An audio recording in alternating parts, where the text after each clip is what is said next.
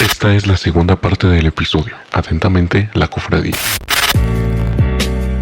Literario también están las novelas históricas. Sí. Que yo creo que ameritan un podcast entero para hablar solo de ellas, pero pues tratan varios temas que casi siempre van a los grandes acontecimientos del México moderno, tanto la independencia. Bueno, la Güera Rodríguez tiene un poquito de tintes de novela histórica.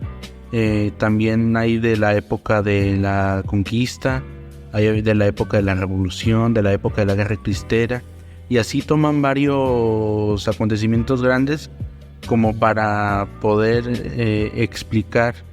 explicarlos más simplemente o agregarles como el toque de ficción. Aunque tengan ficción, no dejan de ser una labor de investigación de varios años. Para los escritores de novelas históricas se toman 5 o 10 años en poder escribir, en poder investigar para poder escribir a partir de eso. Sí, es bastante importante. Volvemos a lo mismo, se debe de relacionar pues cierto toque de fantasía, agregar que generalmente lo que se agrega de fantasía son los actores y es la trama. Uh-huh. De ahí en más, lo demás termina siendo una recreación de una vida que ya no está, uh-huh. Porque tienes que personificarlos, tienes que agregarles una vestimenta, porque se vería muy raro que vas a hablar del siglo XX y le vas a poner un celular a una persona, o sea, le vas a poner un teléfono de los actuales, pues no vas a hacer vas a crear confusión al público y pues tú vas a estar haciendo un anacronismo, vas a estar poniéndole características a los personajes que no tuvieron en ese momento. Entonces yo creo que más allá de lo que se dice en el cuento, solamente de lo fantasioso que hay en el cuento, solamente son los nombres y generalmente es la trama. Es un poquito de la literatura que se mezcla con la historia para que surjan los cuentos, para que surja la novela histórica, o le creas un misticismo para que se creen las leyendas.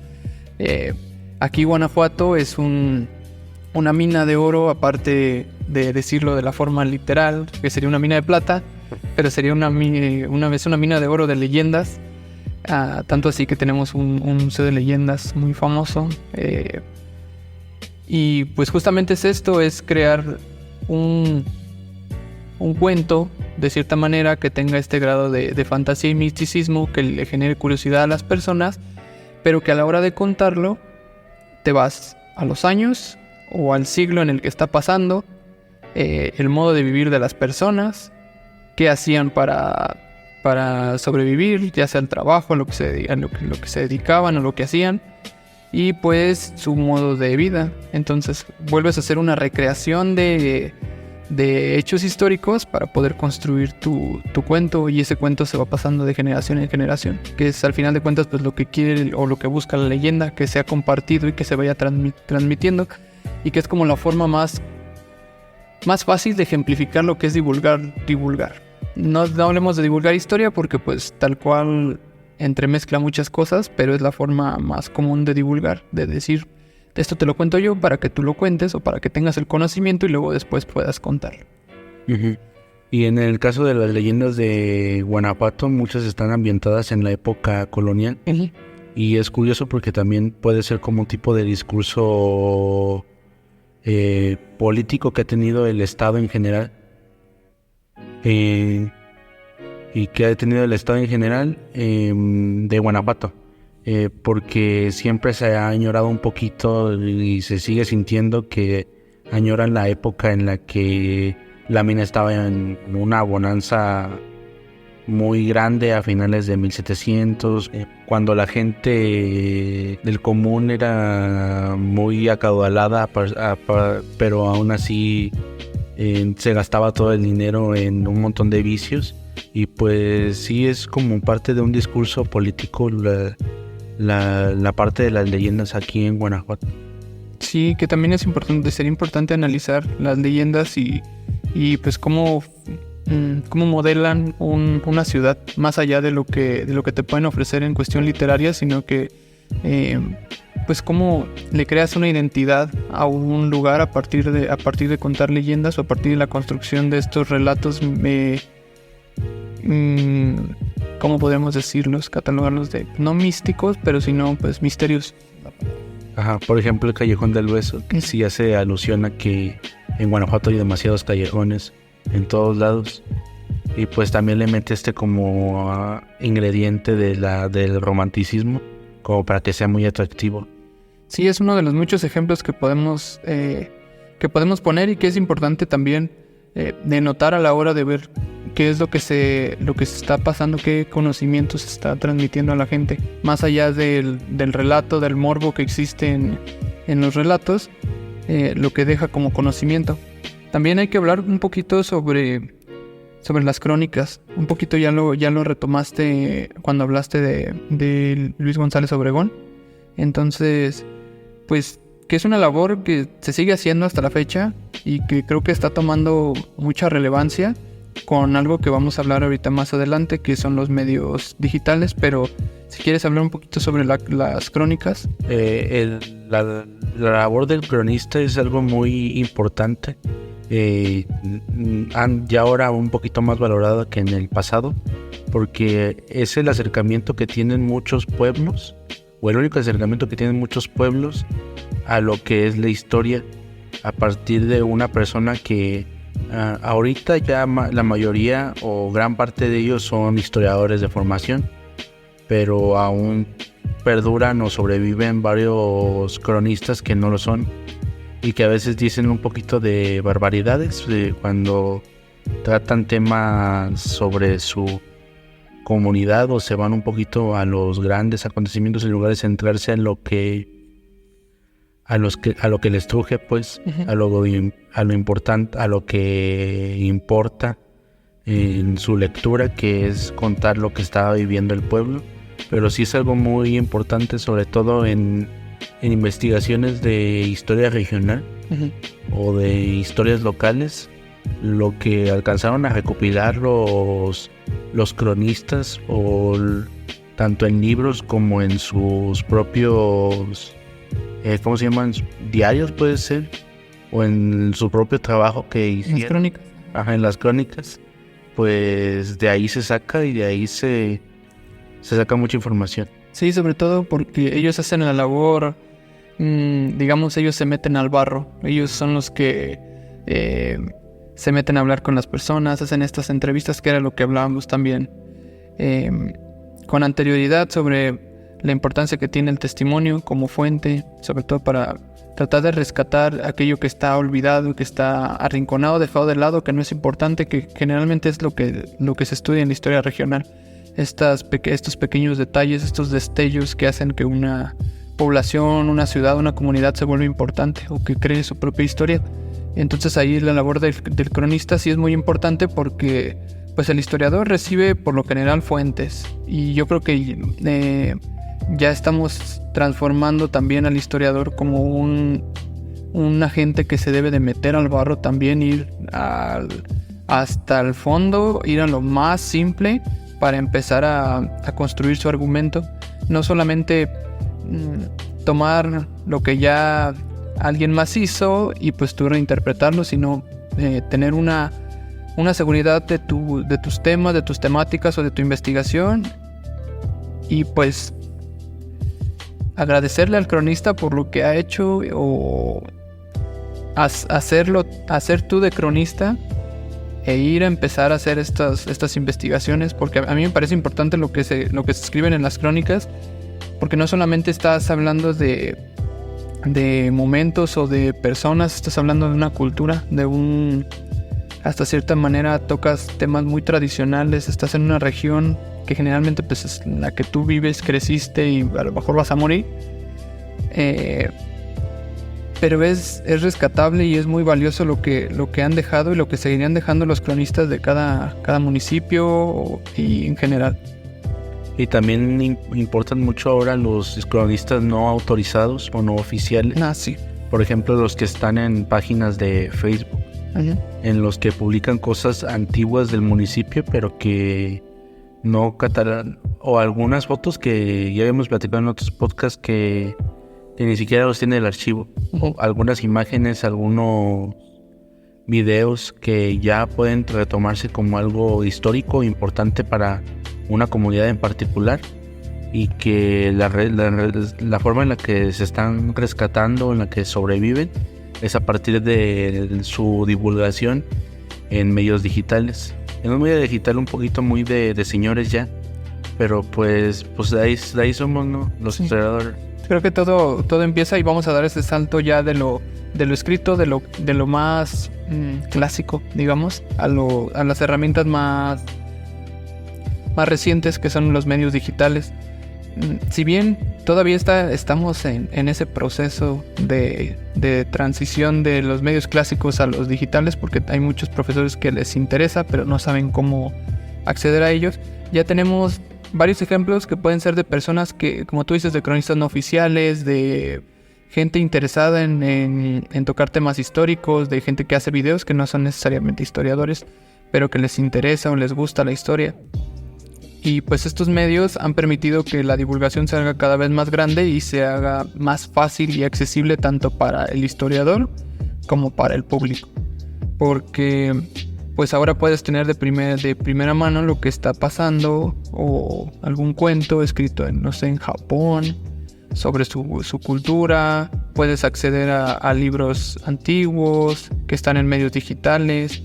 Puedes entablar conversaciones con cronistas sin tener que ir a su localidad.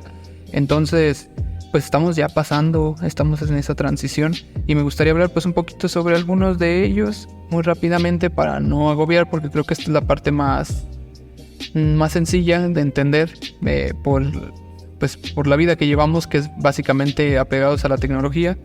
Entonces pues tenemos los videos, que creo que es como este primer ejemplo que ya habías puesto con los cronistas no oficiales, que generalmente en la televisión empezaba a ver estos programas en donde te mostraban a una persona que iba a tal lugar a mí, y por poner un ejemplo, a mí me gustaba mucho en la televisión. Había un programa, creo que no me acuerdo si en TV11, TV4, tipo de programas, de un muchacho que iba a los lugares y se iba a Chiapas, iba con una persona a que le enseñara cómo hacía la cochinita pibil, y te mostraba paso a paso cómo se hacía, y a la vez iba entrevistando a la señora que le iba platicando quién le enseñó a hacerlo, desde cuándo se hace en su familia, quiénes lo hacen. Te muestra gráficamente en los videos sobre cómo se prepara, cómo se ve, y al final de cuentas pues ya se lo come, y así lo va haciendo con en muchos lugares. Y yo creo que es una divulgación que se está haciendo de cierta manera para dar a conocer al público sobre la gastronomía del país, pero pues tiene un gran valor histórico, porque son documentos que se van a quedar ahí, que van a poder ser vistos por cualquier persona interesada, sobre todo en estas plataformas como YouTube, como cualquier medio digital que pueda almacenar información. Y también, hablando de eso, pues están ejemplos digitales. Se me ocurre un proyecto que se llama Cuauhtémoc, que es de un historiador que ahorita se me olvidó su nombre, pero es muy famoso en Twitter. Tiene como 300,000 seguidores, algo así, que para hacer esa red social son bastantes. Y que también aparte de ser historiador, también es invitado a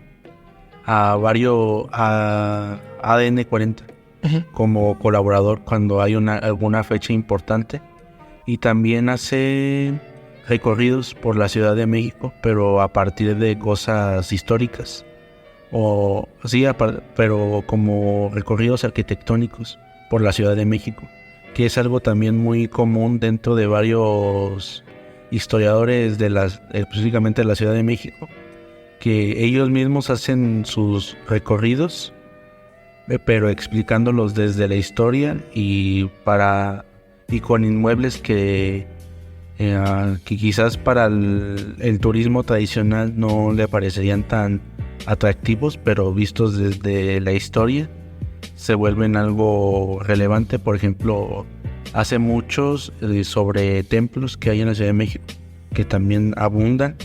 Y pues así Y de programas puede ser el vuelo del águila, la novela de ¿cómo se llama? De Televisa, que estuvo en los 90s y que trataba la vida de Porfirio Díaz, y aunque la alargaron de más porque pues era la época en la que Televisa podía controlar que el público mexicano viera 90 episodios de una novela histórica.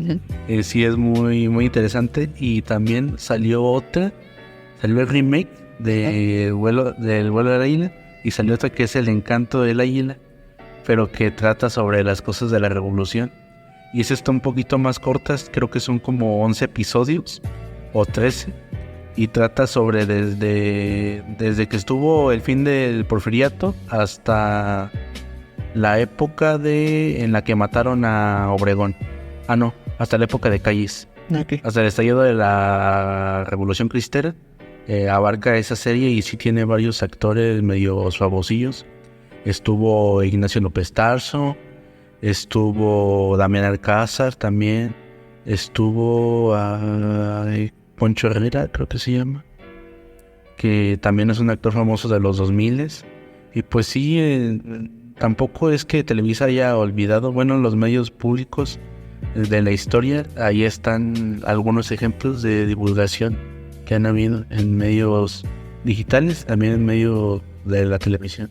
Sí, ¿no? Y que es importante porque a medida que vamos descubriendo nuevas formas de dar a conocer la información, también van surgiendo pues algunas problemáticas, porque volvemos a lo mismo. Va a haber gente que va a tener esta capacidad de público, o va a tener esta capacidad de difundir sus ideas, y también es algo que tenemos que tomar en cuenta. No solamente el discurso histórico, como sabemos, puede ser tomado desde la perspectiva de darle a conocer a la gente hechos o situaciones lo más cercano a lo que pasaron, sino va a haber personas que van a tratar de encaminar el discurso histórico a modelar ideologías que se sigan, o tratar de tirarle a ciertos actores políticos o a ciertos sectores de la población. Entonces también, como diría el tío Ben, un gran poder conlleva una gran responsabilidad. Obviamente en el hecho histórico es importante saber qué es lo que se busca, y pues tratar de afrontarlo con la mayor veracidad posible, tratar de ser objetivos, quitarte un poco de lado las ideologías, que sería un poco también interesante hablar de eso en otro tema, porque las ideologías y tu propia ideología pueden también tener mucho que ver con la forma en la que escribes, pero pues al final de cuentas hay que ver el fin último de la historia. Volvemos a lo mismo, que es pues que la gente conozca y que la gente aprenda, que la gente tenga un sentido crítico y que la gente conozca pues su pasado para poder construir su futuro. Entonces, pues yo creo que hasta aquí le dejamos al tema. Vamos a pasar con la recomendación, con el acontecimiento. En este caso va a ser una recomendación. Todavía no le tenemos un nombre puesto a esta sección, pero pues creo que qué mejor tema, hablando de la divulgación, que recomendarles pues la página del grupo que tenemos. Bueno, no tenemos nosotros, del que somos parte, de la comunidad de la que somos parte, que se llama Periplos de la Historia. Andrei, si quieres hablar un poquito, yo te agrego más. La iniciaron, este colectivo lo iniciaron dos compañeros nuestros de la carrera, y nos hemos sumado a un promedio de como 25 personas, en la que ya ahora sí formalmente estamos haciendo varias actividades con el fin de divulgar el conocimiento. Iniciamos con publicaciones en las que sintetizábamos algo histórico en Instagram, pero ya también tenemos, por ejemplo, lo de Periplos en la Butaca, que se están empezando a presentar películas dentro de un bar. También está el que nos expandimos a otras redes. Está Twitter, en la que también tenemos una sección especial o única, que es Histonetas, en la que a partir de Nuestro fin al principio era que fuera como tipo de chisme, por eso esa alusión a las revistas como la TV Notas o cosas así, pero después se volvió más como un tipo de una publicación más larga de divulgación a modo de hilo, porque esa red social se presta. Y pues ya también el colectivo ya va a empezar a plantear lo de periplos en las calles, que van a ser entrevistas, y también de este proyecto forma parte este podcast. Sí, entonces, como ven, estamos agrupando pues un buen equipo, yo creo. Tuvimos el invitado, Saulo, es uno de los fundadores. Después el grupo creció de 2 a 5, luego de 5 pasamos a ser como 40, después el grupo se redujo.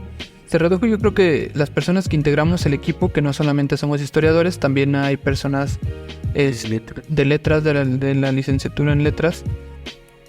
Pues estamos formando un buen equipo. También por ahí se nos olvidó, y creo que es importante también mencionar, Periplos de Tinta y Papel, que es un proyecto que están llevando justamente las compañeras de letras, que también es importante para crear esta interdisciplina entre la historia y letras, pero que también funciona como una primera toma de contacto para en futuro a lo mejor tomarnos de la mano con otras disciplinas. En este sentido, nuestra recomendación para el día de hoy es que pues traten de visitarnos a manera de autopublicidad, pero que pues les prometemos que no tiene pierde. Si a ustedes les interesa la música, si les interesa el cine, si les interesa alguna época en especial, hay de todo. Se ha subido prácticamente trabajos de todo, ya sea en Instagram, en Twitter con Histonetas, en TikTok con Periplos en las calles, en este podcast. Entonces, y en futuros proyectos que sigan, porque creemos que pues el fin último de la historia, y con esto queremos concluir, pues el fin último de la historia es que ustedes puedan tener pues la historia a su alcance, y que a partir de ahí pues el conocimiento sea libre y pues sea para todos. Entonces yo creo que con esto podemos terminar el podcast del día de hoy sobre la importancia de la divulgación. Gracias de nuevo por escucharnos. Nos pueden sintonizar de nuevo, como ya para tratar de resumirlo, nos pueden escuchar tanto en Spotify como en YouTube, como en iHeartRadio, como en Apple Music o en Amazon Music. ¿Algo más que quieras añadir, Dri, antes de despedir? No, nada más. También hacemos conferencias. De repente nos salen y participamos en conjunto con Radio Rebelde, o también nosotros solos. Y pues próximamente se vienen algunas conferencias interesantes. Sí, si les interesa o si quieren estar al tanto, pues nos pueden seguir. De nuevo les decimos Periplos de la Historia prácticamente en todas las redes. Creo que en todas las redes nos llamamos Periplos de la Historia. Ajá. Nos pueden encontrar así, y pues de todos modos en el link, en algunos de los links también de la cofradía, pueden encontrar pues el acceso a todas las redes sociales para que nos sigan. Pues esto fue todo, yo creo, por el podcast de hoy. Le agradezco a Drey por su tiempo. Igual te agradezco, Dan, por tu tiempo. Y pues nos vemos en la próxima. Nos vemos. Bye. Sí. Me dicen el malo todos sus testigos, pero todos mienten.